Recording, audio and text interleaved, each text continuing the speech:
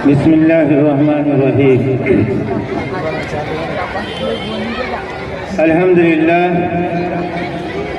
الحمد لله وكفى وسلام على عباده الذين اصطفى. أما بعد،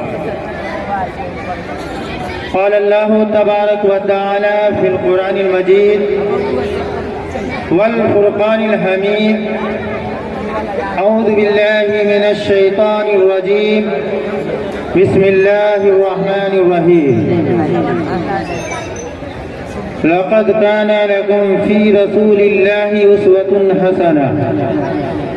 صدق الله العظيم.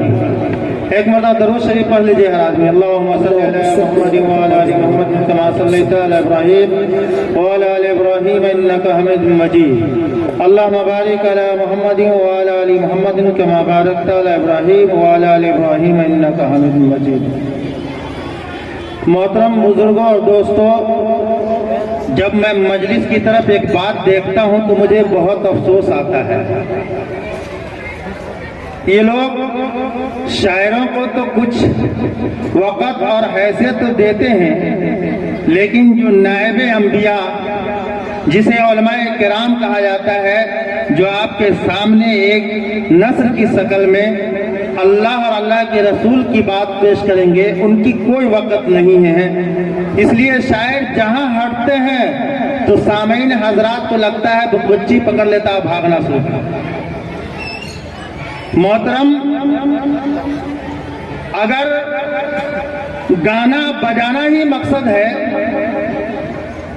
تو بہت اچھی بات ہے، لیکن اگر اس سے ہٹ کر صرف مزہ لینے کے لیے نہیں آئے ہیں، دین کی باتیں سیکھنے کے لیے بھی آئے ہیں، تو یقین مانیے آپ کے سامنے بڑے بڑے علماء کرام تشریف فرما ہے، جہاں آپ کے سامنے حدیث و قرآن کی باتیں بہت ہی اچھے انداز میں پیش کریں گے، جو یقیناً آپ کے دلوں تک پہنچے گی. شرط یہ ہے کہ آپ دلوں کے دروازے کو سمجھنے اور عمل کرنے اور اثر لانے کے گھر سے تشریف رکھیے. افسوس تو یہ بات اس بات کی ہے کہ جو سامنے بازار اور مارکیٹیں سجی ہوئی ہے، وہاں شیاطینوں کی بھیڑ لگی ہوئی ہے، اور جہاں فرشتوں کی رحمتیں، فرشتے اللہ کی رحمتیں لے کر برسا رہے ہیں، اور لوگ شیاطین کی مجلس کو زیادہ پسند کر رہے ہیں بنسبت فرشتوں کی مجلس. اس لیے جیسے ہی شاعر بھاگا، لوگ بھی مجلس چھوڑ کے بھاگنا شروع کر دیتے. ایسا نہیں کیجیے، بلکہ ضرورت ہو تو کوئی بات نہیں ہے، بلا ضرورت مجلس چھوڑ کے مت جائیے، کیونکہ اگر آپ کو اللہ اور اللہ کے رسول سے محبت ہے تو دین کی مجلس کا تھوڑا احترام اور ادب کیجیے. ادب احترام یہ ہے کہ آپ شاعر آئے تو بھیڑ لگا دیں اور مقرر آئے تو بھاگ نہ جائے. خیر، محترم بزرگوں اور دوستوں، اللہ تبارک و تعالی نے جب اس دنیا کو بنایا اور اس کے اندر اللہ نے انسان کو پیدا کیا، اور انسان میں سب سے پہلے اللہ نے حضرت آدم علیہ السلام کو پیدا فرمایا. آدم علیہ السلام کو اللہ نے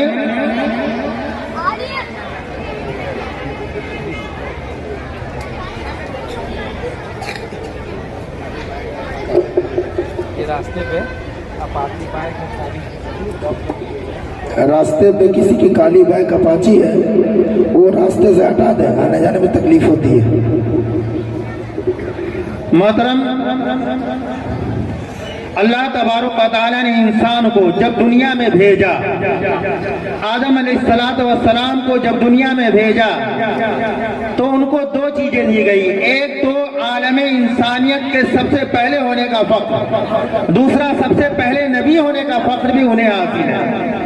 دنیا میں اللہ نے جو سب سے پہلے انسان کو پیدا کیا اور جو سب سے پہلا نبی بنایا وہ حضرت آدم علیہ السلام ہے، اور ہم سب انہی کی اولاد ہیں.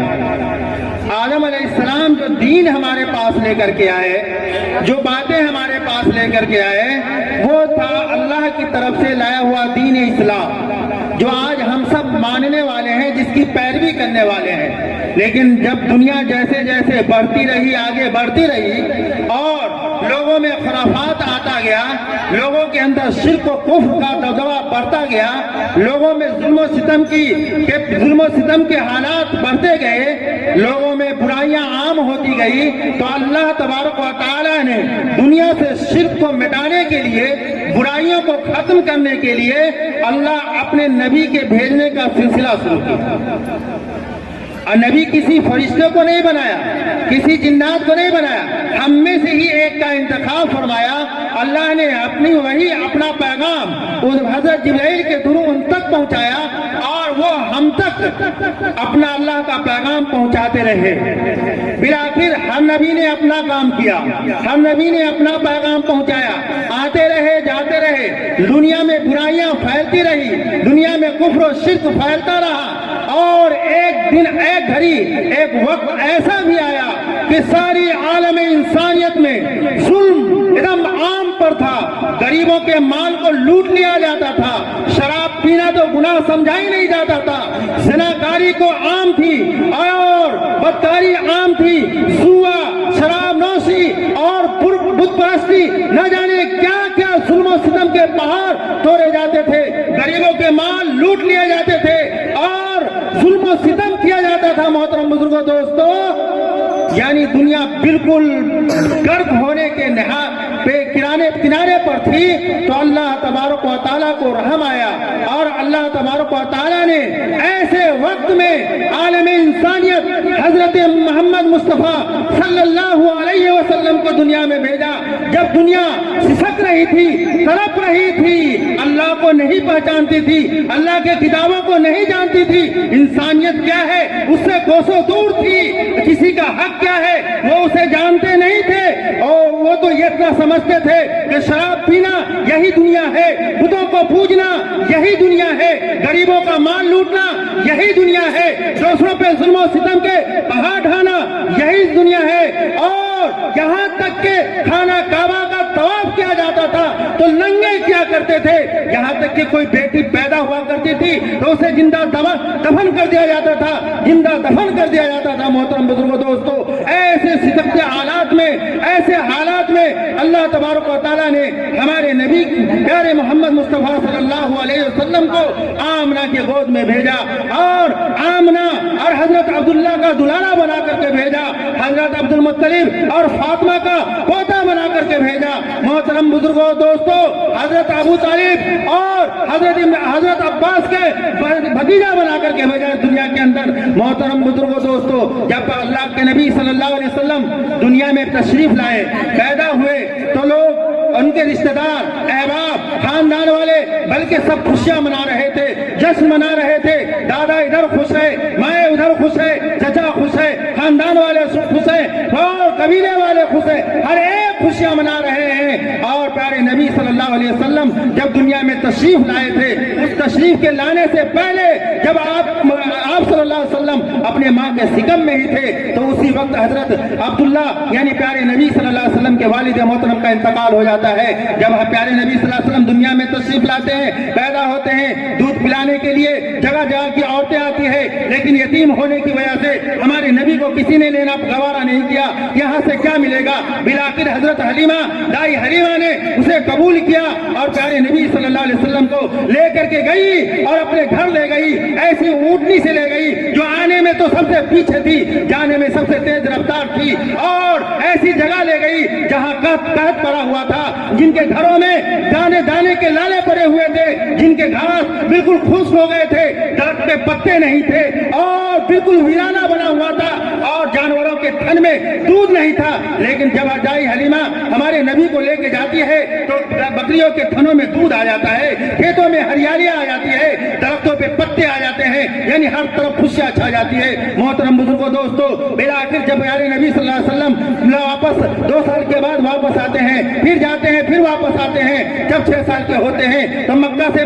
मदीना उनकी वालदा लेकर के जाती है। मदीना से जब लेकर वापस हो रही होती है तो रास्ते में हुआ ایک جگہ ہے وہاں پہ پیارے نبی صلی اللہ علیہ وسلم کا ساتھ والدہ کا بھی ساتھ چھوٹ جاتا ہے, والدہ بھی انتقال کر جاتی ہے. پھر ان کی پیارے نبی صلی اللہ علیہ وسلم کی پرورش دادا عبد المطلب کرتے ہیں. جب 8 سال کے ہوتے ہیں تو دادا کا بھی ساتھ چھوٹ جاتا ہے. اس کے بعد چچا ابو طالب ان کی پرورش فرماتے ہیں. آخر میں پیارے نبی صلی اللہ علیہ وسلم کے ساتھ ایسا بھی ہوتا ہے کہ جب آپ صلی اللہ علیہ وسلم 2 مرتبہ تجارت کے لیے ملک شام بھی تشریف لے جاتے ہیں, وہاں جاتے ہیں, وہاں سے آتے ہیں. 25 سال کی عمر میں دوسری مرتبہ حضرت خدیجہ کے مال کو لے کر کے ملک شام گئے تھے.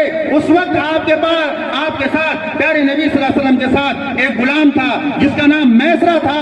جب پیارے نبی صلی اللہ علیہ وسلم کے دیانت کو دیکھا, سچائی کو دیکھا, امانت کو دیکھا تو پل پل جا رہا تھا, تعریف کرتا جا رہا تھا, تھکتا نہیں تھا. حضرت خدیجہ کے پاس آیا, اتنی تعریف کیا کہ خدیجہ بھی پیارے نبی صلی اللہ علیہ وسلم پر مٹنے لگی اور فوراً نکاح کا پیغام بھیج دیا. محترم بزرگوں دوستو, پیارے نبی صلی اللہ علیہ وسلم نے اپنے چچا کے مشورے سے اس نکاح کو پیغام کو قبول کیا.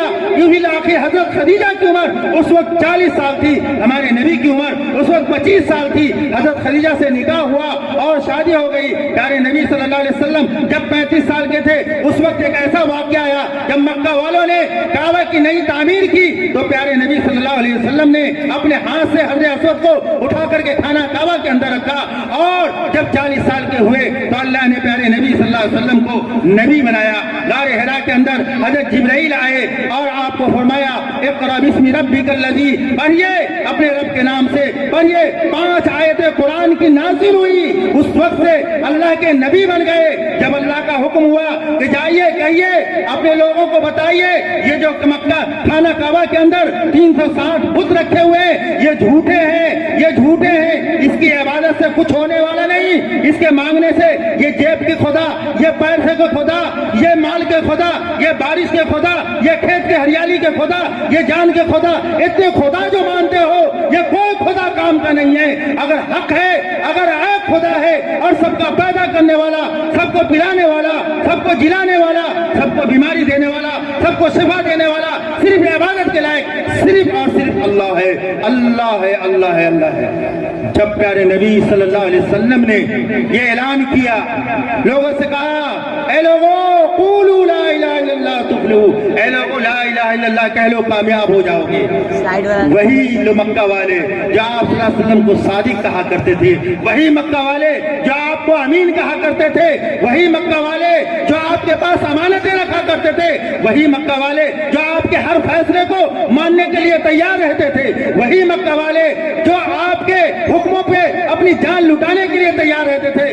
لیکن جب یہ اعلان سنا, جب لوگوں سے تبلیغ کی, لوگوں سے بتایا کہ یہ بتوں کی پوجا چھوڑو, یہ مورتی کی پوجا چھوڑو, اللہ کو پوجو, اللہ کو مانو, تو سارے مکہ والے پیارے نبی صلی اللہ علیہ وسلم کے دشمن بن گئے. آپ صلی اللہ علیہ وسلم کو ستانے لگے, آپ صلی اللہ علیہ وسلم کے گالیاں دینے لگے. کوئی جادوگر کہا, کوئی دیوانہ کہا, کوئی مجنوں کہا, کسی نے پتھریں برسائی, کسی نے کوڑا ڈالا, کسی نے اونٹ کی اوٹ ڈالی پیارے نبی صلی اللہ علیہ وسلم کے راستے میں, کسی نے کانٹے بچھائی اور طرح طرح کی تکلیفیں دی گئی. یہاں تک کہ جو پیارے نبی صلی اللہ علیہ وسلم کو جو مانتا تھا اس کو بھی طرح طرح سے ستایا جاتا تھا. چٹائی میں لپیٹ کر کے دھونی دی جاتی تھی, گرم لیٹ پہ لٹا کر کے گھسیٹا جاتا تھا, کوئلے کو چنگاریاں جلا کر کے اس پر لٹایا جاتا تھا. محترم بزرگوں دوستو, بڑی بڑی تکلیفیں دی گئی مسلمانوں کو. اور پیارے نبی صلی اللہ علیہ وسلم کو ایک دن ایسا بھی ہوا جو مکہ والے سے نراش ہو کر کے, نا امید ہو کر کے آپ طائف گئے. تو طائف والوں سے جب کہا تو طائف والوں نے کچھ تو نہیں کہا,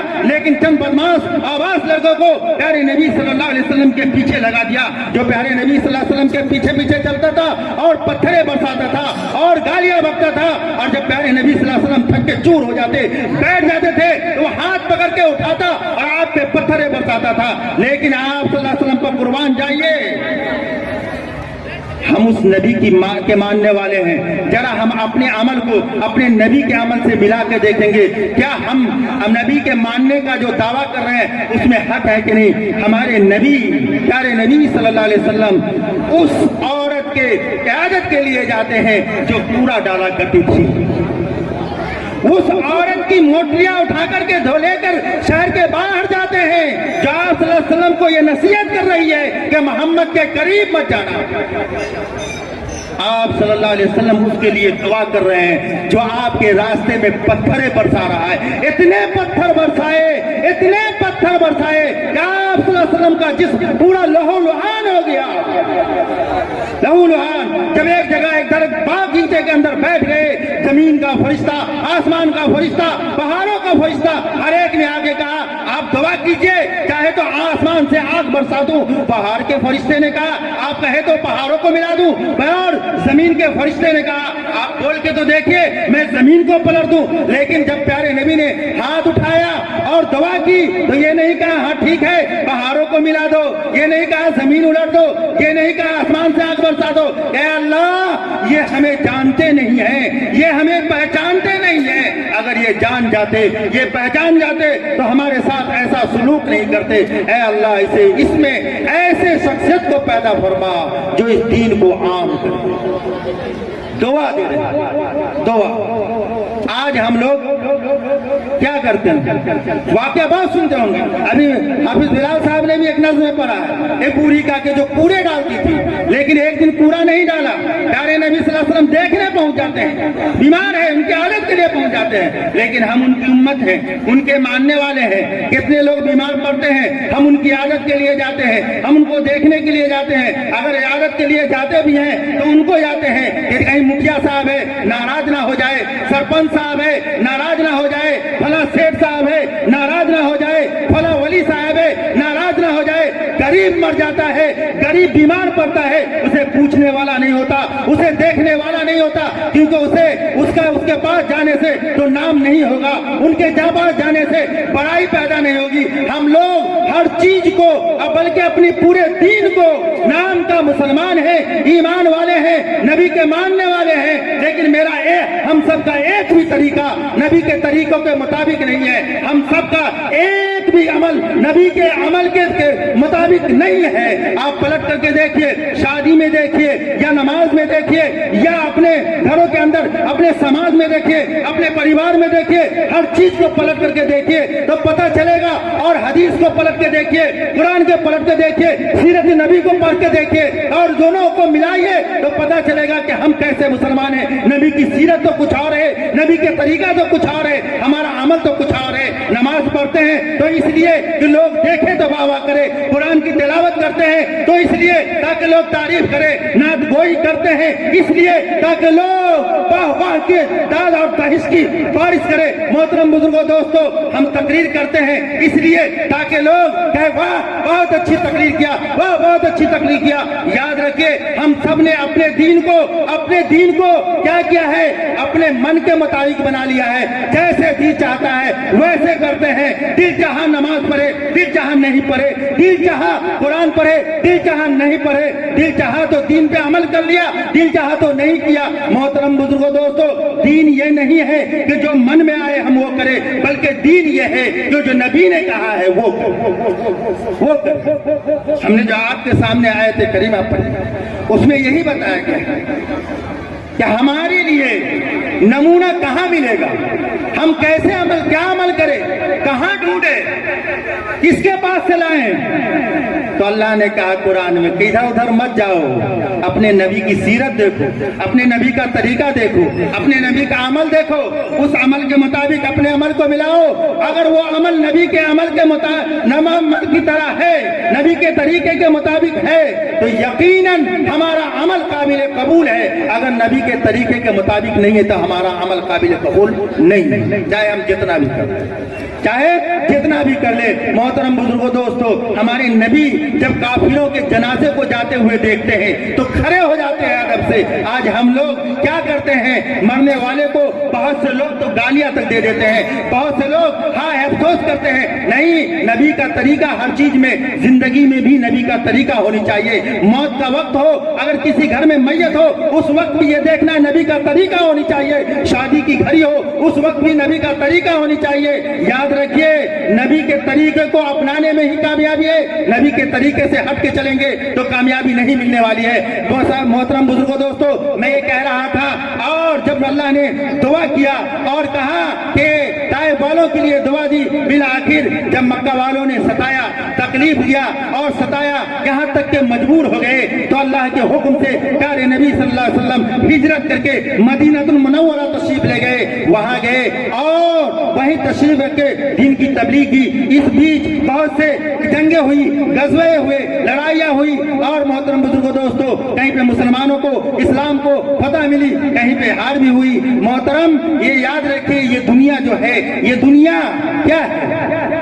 ये जो नबी हमें मिला है, प्यारे नबी सल्लल्लाहु अलैहि वसल्लम, जिसकी उम्मत है, जिसकी कदर नहीं करते हैं, जानते हैं कितनी बड़ी चीज है? जानते हैं ये वो नबी है जो हर दुआ में, हर सजदे में, आसमान पे, अर्श पे, हर जगह हमें याद किया।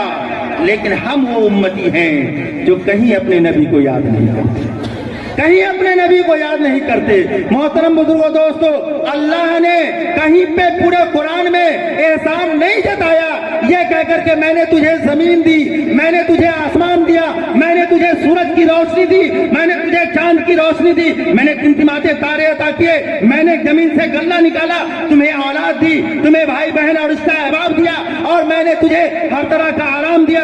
यहाँ पे कहीं पर भी अल्लाह ने एहसान नहीं जताया है, कहीं पर नहीं कहा कि मैंने तुम्हारे साथ एहसान किया है। हम लोग क्या करते हैं, थोड़ा सा किसी के साथ एहसान कर दिया, फौरन जतला देते हैं, फौरन कह दिया, फौरन। मोहतरम बुजुर्गों दोस्तों, याद रखिए, दो तरीके का एहसान लेते हैं हम लोग। एक तो ऐसे लोगों का एहसान लेते हैं जिसका हम बदला दे सकते हैं, और एक ऐसा एहसान हम लेते हैं जिसका बदला नहीं दे सकते। सूरज की रोशनी से हम फायदा उठाते हैं, उसकी रोशनी से हम फायदा उठाते हैं, बताइए उसका बदला हम कैसे लेंगे? नहीं दे सकते। बादल जब हमारे ऊपर बारिश बरसाता है, हम उसका बदला कैसे दे सकते हैं? रात की तारीकी जिसमें हम आराम करते हैं, वो हवाएं जो अल्लाह ने बहाए हमारे सांस लेने के लिए, हम सांस लेते हैं, इनका बदला हम अदा नहीं कर सकते। इसका बदला हम अदा कैसे करेंगे? कैसे करेंगे? तो उसका बदला अदा करना यह है कि अल्लाह के सामने झुक जाओ, अल्लाह के सामने गिर जाओ, अल्लाह के सामने पेशानी रख डालो, नबी की सुन्नतों, नबी के तरीके को अपना लो, यकीन मानो अल्लाह राजी हो जाए। और हम लोगों की जिंदगी का मकसद ही यही है, क्योंकि कुरान ने कहा है, वमा खलक़तुल जिन्ना वल इंसा इल्ला लियअबुदून, कि हमने इंसान को जो दुनिया में पैदा किया, मोटर गाड़ी खरीदने के लिए नहीं, बंगला बनाने के लिए नहीं, और रोजी बतौर और सूदी और बेईमानी करने के लिए नहीं, जुल्म सितम के लिए नहीं, हुक्मरानी के लिए नहीं, बल्कि मकसद क्या है? मकसद है अल्लाह का हमको भेजने का इबादत। यानी अल्लाह ने कहा हमने इंसान और जिन्नात को महज सिर्फ अपनी इबादत के लिए पैदा किया है। तो अल्लाह ने जो हमारे ऊपर इतने एहसान किए, कहीं पे एहसान नहीं जताया। लेकिन रसूल जब भेजा तो अल्लाह ने कहा, लक़द मन्नल्लाहु अलल मोमिनीन इज़ा बअसा रसूलहु, यानी अल्लाह ने तुम्हारे ऊपर एहसान किया। कैसे? रसूल भेजकर, तुम्हारे अंदर रसूल के जरिए एहसान किया है। खैर मोहतरम बुजुर्गों दोस्तों, ज्यादा वक्त नहीं है, मैं तफसील में कहूंगा, हमें नबी के सीरत को पढ़नी चाहिए, नबी के तरीकों को सीखनी चाहिए। सीखेंगे कहाँ, जानेंगे कहाँ, पढ़ेंगे कहाँ? दूसरी चीज क्या कहते हैं, आपके पोस्टर में लगी है, उनके बारे में थोड़ी सी बात करूंगा इंशाअल्लाह। 5 मिनट में मैं अपनी बातें खत्म करूंगा। वो ये है, नबी का तरीका कहाँ मिलेगा, नबी के कुरान अगर हमें कहाँ सीखने को मिलेगा? तो ये वही इदारा है जिसका नाम मदरसा है, जिसका नाम मकतब है, जिसका नाम यहीं से ये जो आज आवाम की नजरों में गिरी हुई है, जो हफ्फाज़े किराम जिसे लोग वक़्त नहीं देते, वो इल्माए किराम जिसकी इज्जतों को रोड़ते कुचलते हैं, वहीं के दरबार में, उसी के पास कुरान की तालीम मिल सकती है और हदीस की तालीम मिल सकती है, नबी का तरीका सीखने को मिल सकता है। मोहतरम बुजुर्गों दोस्तों, लेकिन यहाँ पर तो एक बहुत से लोग कह देते हैं